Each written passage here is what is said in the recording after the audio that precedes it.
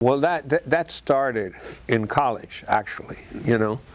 I told you I realized that I was bitten for life by film in my senior year in college. So I looked around and I had nowhere to go. The film teachers at that time at the University of Miami knew less about movies than I did. So I cannot credit any of them with my film education. I interned myself on the third floor of the Otto G. Richter Library at the university and buried myself in the stacks, poring over back issues of Sight and Sound from the early 60s, just reading about these films that I knew I had no way of ever catching up with. So I figured the closest thing I could do was to try and show them myself.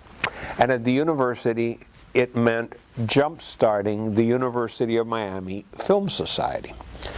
It was an organization that had been left dormant when the previous president, a fellow by the name of Doug McIntosh, whom I've never met, graduated, and then nobody had done anything with it. So I jump-started it, and I started, I programmed the year of it, that my last year in college, starting in December of 1970.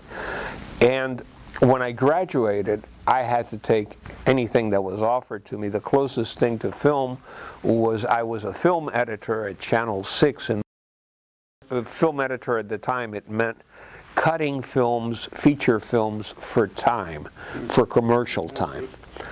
Again, Casablanca came back to haunt me.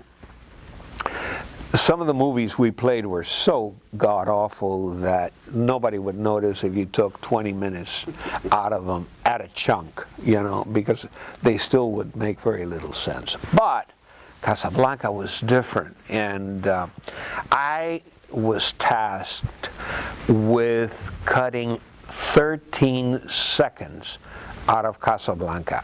13 seconds. I'm not talking minutes, seconds. Oh, and I looked at it so many times and finally found the transition in a dissolve where they go from one place to another, and we went on a commercial break to conceal the 13 seconds I had excised. When we came back from commercial, the switchboard had lit up.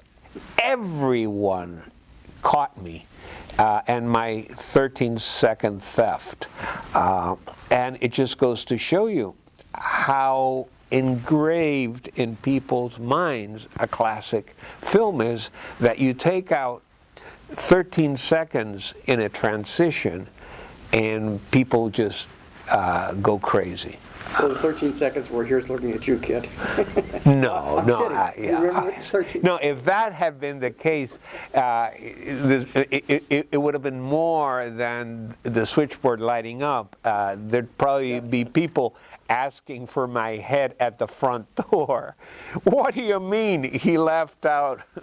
Yeah. But do you remember what the transition was, or what? I think it was probably when he's recollecting his time with, I'm talking about Bogey or Rick. He's recollecting his time with Ingrid Bergman in Paris.